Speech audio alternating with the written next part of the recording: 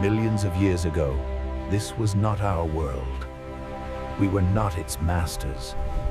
We were simply... This is our ancestor. Not a hunter, not a hero. She is prey. Walking on two legs was a revolutionary and dangerous new idea. Her only defense was the group.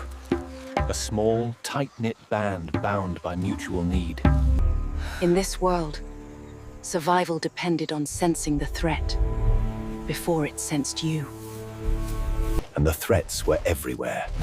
Faster, stronger, and armed with natural-born weapons.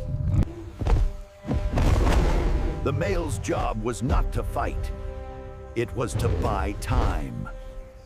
The price of survival was often paid by someone else. The group was smaller, but it endured. Safety was temporary. A prison of branches, high above the deadly floor. But the greatest struggle was the night, the cold. To be warm, to be safe. This was the driving need. This was the struggle that would...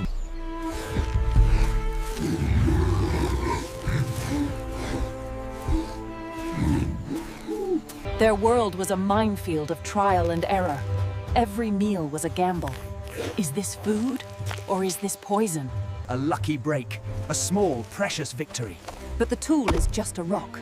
The idea of making a tool is still 1,000,000 years away.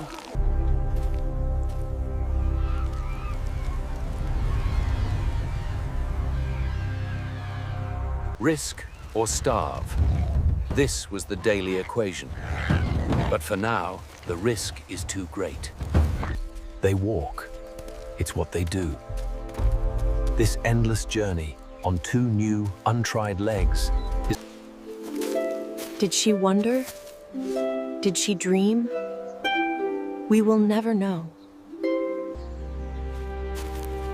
Asha would not conquer the world. Her kind would eventually vanish. 1,000,000 years pass. The world changes. It becomes harder, drier.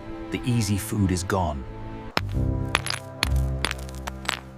Meet Tumo. His name means handyman.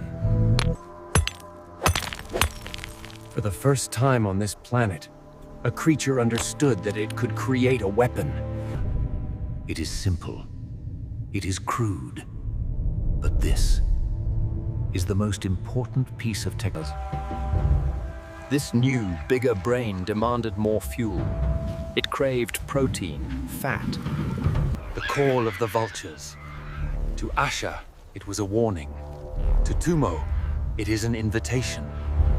It is a race against time. To get the food without becoming food. Strength in numbers and noise. Lots of noise. A desperate gambit to steal from a superior predator. They have won. A bloody, chaotic, and necessary victory. But the real treasure wasn't the meat. It was hidden, locked away in a bony safe. A treasure no other predator could reach. Bone marrow, the original superfood.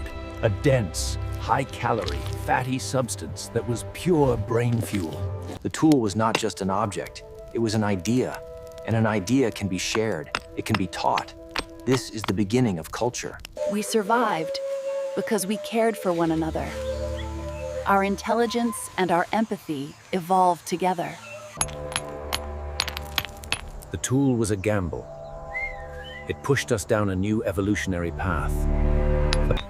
The next step would require a new body, a new mind, and a new, terrifying power. Another 1,000,000 years. A new species.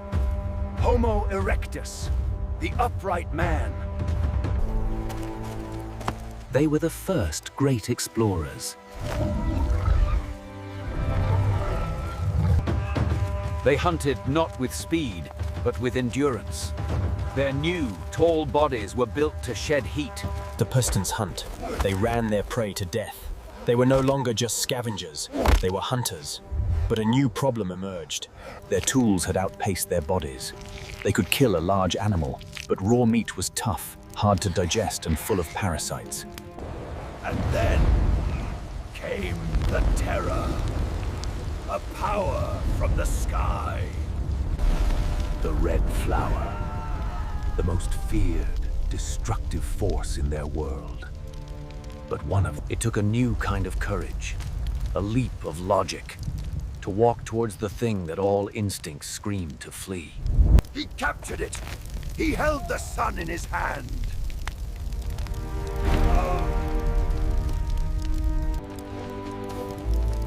And for the first time, the cave was not a cold, dark hole.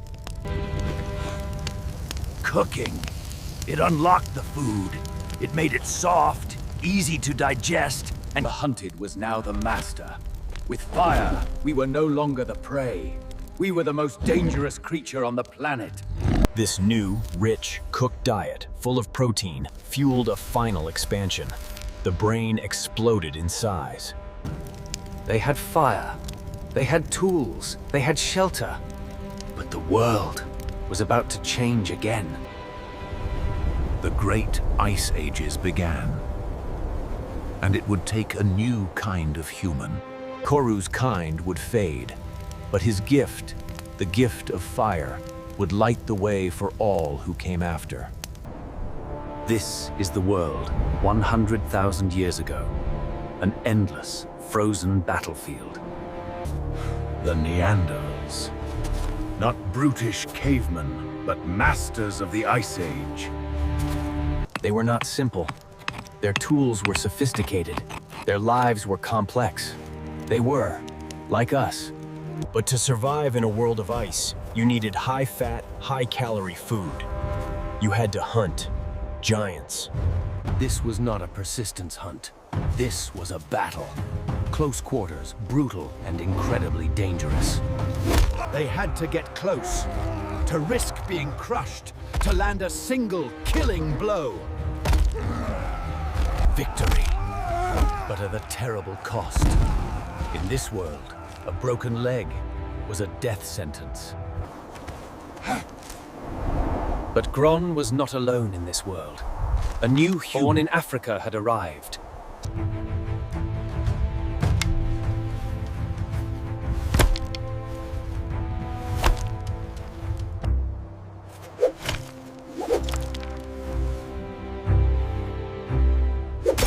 Low risk. But the Neanderthals had a superpower of their own. Empathy. They cared for their sick. But the sapiens' greatest tool might have been this, the sewing needle. It allowed them to create tailored, layered. Two ways to survive. Brute force and resilience versus innovation and adaptability. But the sapiens' mind had one more, final, revolutionary trick. A new struggle. What is this? Why, after a brutal day of survival, would they spend This is the human imagination. This is symbolic thought. The ability to dream, to tell stories, to say, I was here. This is what it means to be human. The struggle for survival had led, finally, To stand.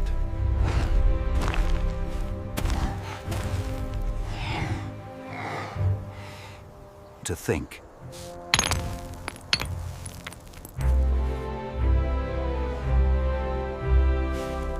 To master.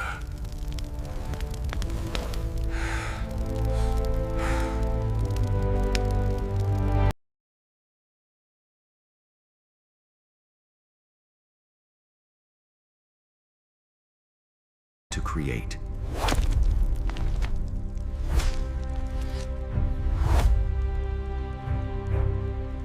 The struggle against predators.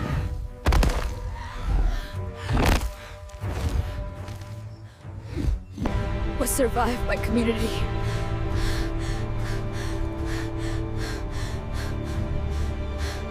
the struggle against hunger.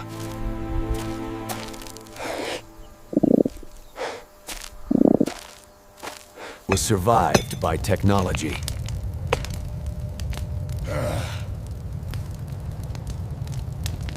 The struggle against the night.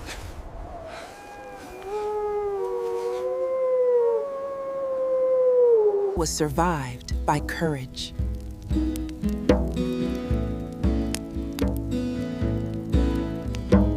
The struggle against the elements.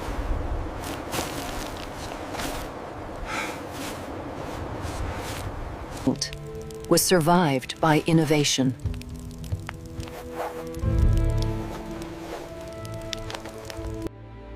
Each one a chapter. Each one a lesson.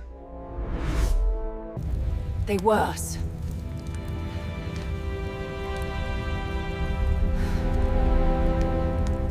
And we are them.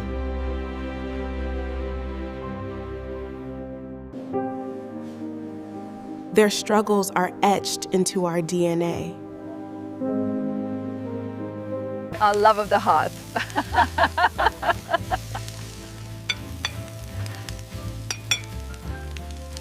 Our need to understand.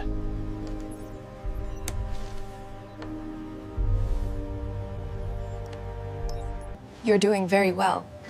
We'll have the results soon. Our instinct to care for one another. Our ancestors fought predators, ice, and starvation. Our struggles are new, but the human spirit is ancient. It is the longest, most brutal, and most incredible survival story in the history of the world. They survived. They struggled. They gave us this. The question is, what will we do with it?